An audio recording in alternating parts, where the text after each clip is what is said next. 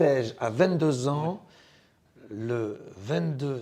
Pendant plus de 30 ans, Patrick Bruel a incarné pour des millions de Français bien plus qu'un simple chanteur. Sa voix a accompagné des histoires d'amour, ses concerts ont rempli les salles les plus prestigieuses et ses chansons ont marqué toute une génération. Pour beaucoup, il représentait une figure presque familière de la culture française, un artiste charismatique, romantique et profondément lié aux souvenirs de ceux qui ont grandi avec sa musique. Mais derrière cette image soigneusement construite au fil des années, certains récits racontent une autre histoire. Une histoire dont on a très peu parlé pendant longtemps. Une histoire faite de témoignages, de souvenirs troublants et d'événements qui, selon certaines personnes, se seraient déroulés loin des projecteurs. Car depuis quelques années, le nom de Patrick Bruel n'est plus seulement associé à la musique ou au cinéma. Il apparaît aussi dans des discussions beaucoup plus sensibles. Des récits commencent à émerger dans les médias et dans certains cercles du monde artistique, évoquant des événements qui remonteraient parfois à plusieurs décennies. Parmi les témoignages qui attirent particulièrement l'attention, figure celui de Daniela Elsner, aujourd'hui directrice d'Unifrance. Selon son récit, une situation troublante aurait eu lieu pendant ce séjour au Mexique, dans un contexte privé, loin des caméras et de l'attention médiatique. Mais ce témoignage n'est pas le seul à apparaître. Un autre récit attire également l'attention des journalistes, celui de Karine Wieser, ancienne attachée de presse belge. Elle affirme avoir vécu une expérience troublante autour de 2010 lors d'une rencontre liée au monde du spectacle. Lorsque ces récits commencent à apparaître dans la presse, une question surgit immédiatement. Comment des histoires évoquant des événements séparés par plus d'une décennie peuvent-elles soudainement refaire surface au même moment ? Pour certains observateurs, ces témoignages reflètent un changement plus large dans la société. Des histoires qui autrefois seraient restées silencieuses trouvent désormais un espace pour être racontées. Mais face à ces accusations, Patrick Bruel conteste les faits. L'artiste affirme que certaines interprétations sont erronées et rejette les accusations portées contre lui. Deux récits opposés apparaissent alors. Celui des accusations et celui de la défense. Entre ces deux versions, le public tente de comprendre ce qui s'est réellement passé. Mais pour saisir toute la complexité de cette affaire, il faut d'abord comprendre un élément essentiel. Le monde dans lequel ces histoires auraient eu lieu. Car derrière les projecteurs et les tapis rouges du spectacle existe un univers beaucoup plus discret. Pour comprendre comment certaines histoires peuvent rester longtemps invisibles, il faut d'abord regarder de plus près le monde dans lequel elles se seraient produites. Le monde du spectacle est un univers fascinant, fait de tapis rouges, de festivals internationaux et de rencontres entre artistes, producteurs et journalistes. Mais derrière cette façade brillante se cache aussi une réalité beaucoup plus complexe, où les relations professionnelles et personnelles se croisent souvent dans des contextes informels. Dans cet univers, Patrick Bruel a longtemps occupé une place particulière. Dès la fin des années 1980, il devient l'une des figures les plus populaires de la chanson française. Son succès est immense. Ses concerts attirent des milliers de spectateurs. Ses albums se vendent à des millions d'exemplaires et sa présence dans les médias devient presque constante. Avec une telle notoriété, l'artiste est invité partout. Festivals de cinéma, événements culturels, soirées privées organisées après les premières de films ou les grands concerts. Ces moments font partie intégrante de la vie du spectacle. Ce sont des lieux où se rencontrent des personnes issues de milieux très différents. Acteurs, journalistes, attachés de presse, producteurs ou responsables culturels. C'est justement dans ce type de contexte que certaines des histoires évoquées dans les témoignages auraient eu lieu. Le festival du film français d'Acapulco, par exemple, était dans les années 1990 l'un des rendez-vous les plus prestigieux pour le cinéma français à l'étranger. Chaque année, des artistes et des professionnels de l'industrie se retrouvaient au Mexique pour présenter leurs films et célébrer la culture française. C'est dans ce cadre que Daniela Elsner affirme qu'un incident troublant se serait produit en 1997, un événement qui, selon son récit, se serait déroulé en dehors des événements officiels du festival. Plusieurs années plus tard, un autre témoignage apparaît, celui de Karine Wieser, qui évoque une expérience qu'elle décrit comme problématique lors d'une rencontre liée au monde du spectacle autour de 2010. Dans son récit, elle explique avoir été marquée par cette situation au point de décider, bien plus tard, de déposer une plainte. Ces deux histoires se déroulent dans des contextes différents et à plus de 10 ans d'intervalle. Pourtant, leur existence intrigue certains observateurs. Dans les médias, plusieurs journalistes commencent alors à se demander si ces récits représentent des événements isolés ou s'ils pourraient révéler un phénomène plus large. Mais à l'époque où ces événements auraient eu lieu, rien n'apparaît dans la presse. Le grand public continue de voir Patrick Bruel comme une star incontournable de la scène française. Ses chansons passent à la radio, ses concerts affichent complets et sa popularité reste intacte. Dans les coulisses, pourtant, certaines histoires circulent discrètement. Pas sous la forme d'un scandale public, mais comme des souvenirs racontés dans des conversations privées entre professionnels du milieu artistique. Et pendant que ces récits restent confinés à ces espaces fermés, la carrière de Patrick Bruel continue d'avancer sans véritable obstacle. Mais toute histoire finit un jour par refaire surface. Selon plusieurs investigations publiées récemment, certains faits dénoncés par différentes femmes remonteraient jusqu'au début des années 1990, tandis que d'autres témoignages évoquent des événements beaucoup plus récents. Cette amplitude temporelle donne l'impression d'une histoire qui aurait commencé très tôt, mais qui serait restée longtemps invisible. Le début des années 1990 correspond pourtant au moment où la carrière de Patrick Bruel atteint son premier sommet. Ses chansons dominent les classements, ses concerts rassemblent des milliers de fans et son image publique devient celle d'un artiste charismatique et romantique. Dans la culture populaire française, il incarne alors une figure presque emblématique de la variété française. Pour toute une génération, son nom évoque avant tout des souvenirs heureux, des chansons d'amour, des moments partagés, des images de succès et de popularité. C'est précisément ce contraste qui rend aujourd'hui certaines révélations difficiles à comprendre pour une partie du public. Car selon plusieurs enquêtes journalistiques publiées récemment, certaines accusations évoqueraient des événements qui se seraient déroulés dès 1992, une date souvent citée comme le point de départ le plus ancien dans la chronologie des faits dénoncés par plusieurs femmes. Si ces accusations concernent des périodes très éloignées dans le temps, elles n'ont pourtant jamais déclenché de scandale public à l'époque où les faits auraient eu lieu. Pendant les années 1990 et 2000, rien ne semble en effet capable d'ébranler la trajectoire de l'artiste. Patrick Bruel multiplie les projets, les tournées et les apparitions médiatiques. Sa popularité reste très forte, et il demeure l'une des figures les plus reconnues de la chanson française.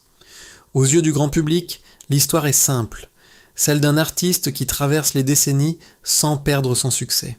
Mais dans certains récits apparus plus tard dans les médias, une autre réalité commence à apparaître. Plusieurs femmes expliquent qu'elles n'ont pas parlé immédiatement des situations qu'elles affirment avoir vécues. Certaines évoquent la peur, d'autres la honte ou la crainte de ne pas être prises au sérieux. Dans un environnement professionnel fortement marqué par la notoriété et les rapports de pouvoir, prendre la parole contre une personnalité célèbre peut sembler presque impossible. C'est ainsi que, pendant longtemps, ces histoires restent confinées dans des cercles très restreints. Elles circulent parfois dans des conversations privées entre professionnels du spectacle, mais ne franchissent jamais la frontière de l'espace public. Pour les fans et pour la majorité du public français, l'image de Patrick Bruel demeure celle d'un artiste respecté et admiré. Cependant, au fil des années, certains éléments commencent à apparaître dans des contextes différents.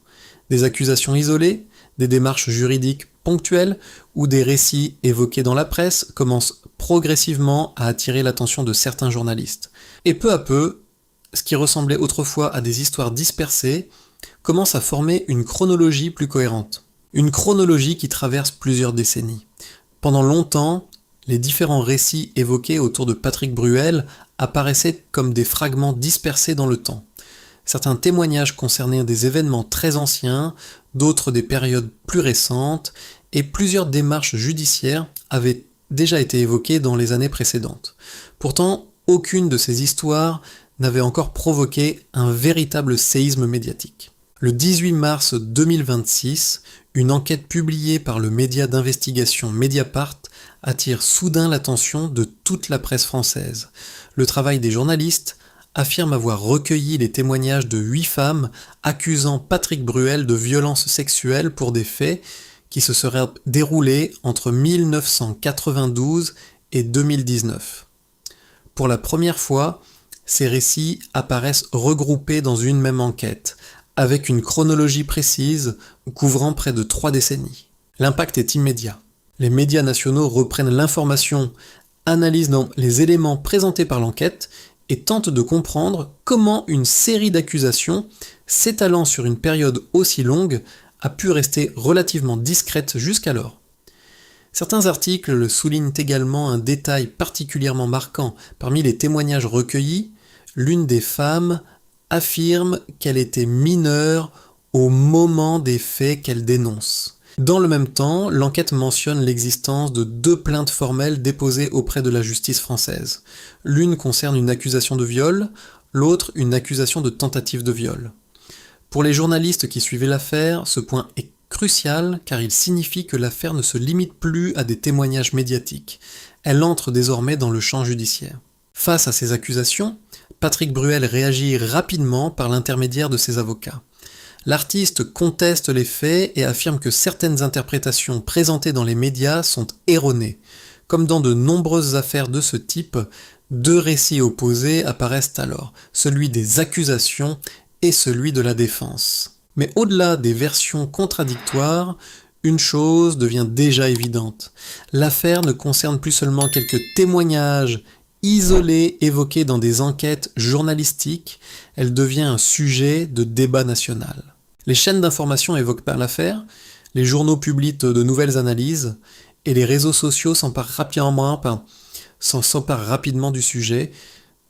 Pour la première fois, une grande partie du public français découvre l'existence de cette chronologie d'accusations s'étendant sur près de 30 ans. Et alors que l'attention médiatique atteint son premier sommet, un autre élément commence à apparaître. Car l'enquête publiée en mars 2026 n'est pas la fin de l'histoire. Au contraire, elle semble ouvrir une nouvelle phase.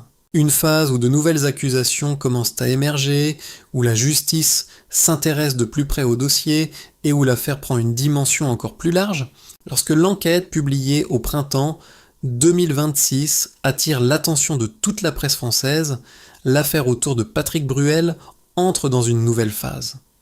Ce qui ressemblait encore quelques jours plus tôt à un dossier journalistique devient désormais un sujet de débat national.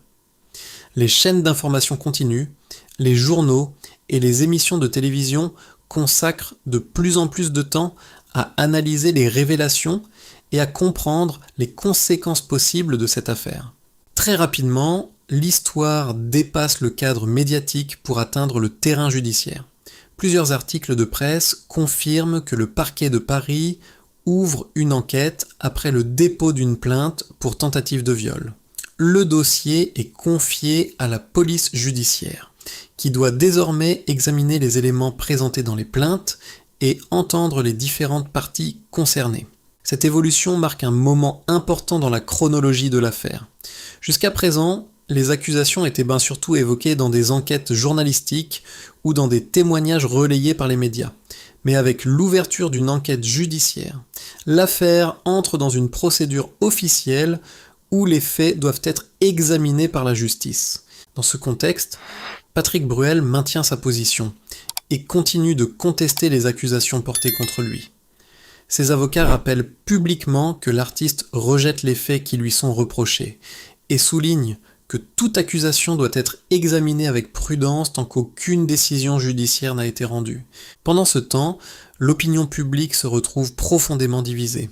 Certains observateurs estiment que les témoignages révélés dans l'enquête doivent être pris très au sérieux et examinés attentivement par la justice. D'autres rappellent qu'une accusation ne constitue pas une preuve et qu'il appartient aux tribunaux de déterminer la vérité. Ce débat révèle aussi quelque chose de plus large sur la relation entre les célébrités et la société. Lorsqu'un artiste aussi connu que Patrick Bruel se retrouve au cœur d'une affaire judiciaire, l'impact dépasse largement le cadre du dossier lui-même. Il touche également l'image publique construite pendant des décennies et la relation émotionnelle que le public entretient avec l'artiste. Pour de nombreux fans, la situation est troublante. Beaucoup ont grandi avec les chansons de Patrick Bruel et ont associé sa musique à des moments importants de leur vie. Voir le nom de l'artiste apparaître dans une affaire aussi grave crée donc une tension entre deux réalités, l'image familière du chanteur et les accusations évoquées dans les médias. Alors que cette tempête médiatique continue de prendre de l'ampleur, de nouvelles informations commencent à apparaître dans la presse au cours du mois d'avril 2026. Certains articles évoquent de nouvelles accusations formulées par d'autres femmes, ce qui contribue à relancer le débat public autour de l'affaire. À ce moment-là, une chose devient claire, l'histoire n'est pas terminée. Au contraire, elle semble entrer dans une phase encore plus incertaine, où chaque nouvelle révélation peut modifier la perception de l'affaire. Après plusieurs semaines de révélations, de débats et d'analyses dans les médias, l'affaire qui entoure Patrick Bruel dépasse progressivement le simple cadre d'une polémique médiatique.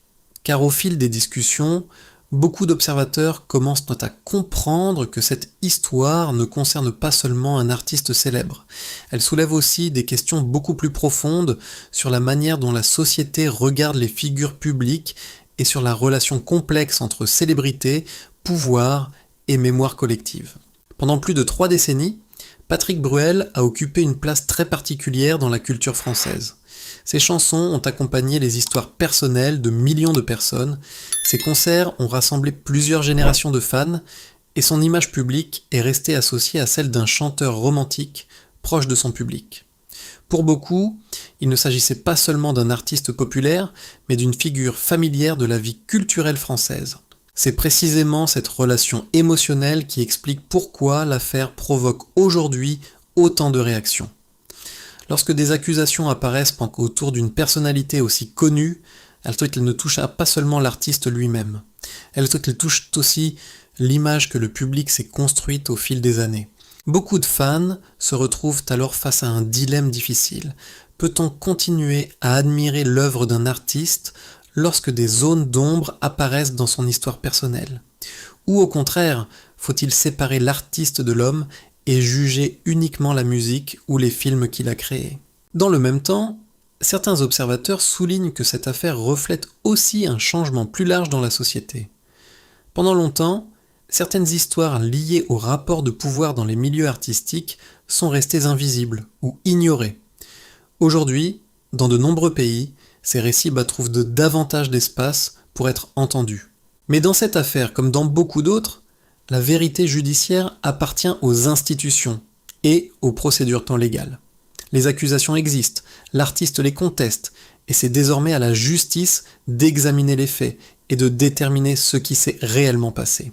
Une chose est certaine cependant, quelle que soit l'issue de cette affaire, l'image publique de Patrick Bruel ne sera plus regardée exactement de la même manière.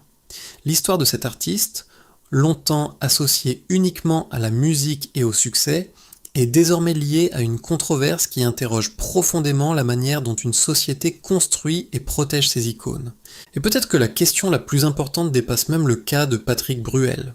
Car derrière chaque scandale médiatique se cache souvent une interrogation plus large.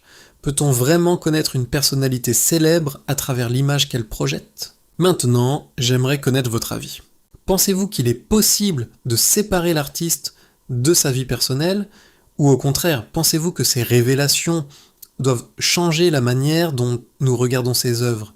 Dites-moi ce que vous en pensez dans les commentaires. Si cette vidéo vous a intéressé, n'oubliez pas de liker la vidéo, de la partager et de vous abonner à la chaîne pour découvrir d'autres histoires fascinantes sur les grandes figures du monde artistique. Parce que parfois, derrière les chansons que tout le monde connaît, se cachent des histoires que personne n'avait vraiment imaginées.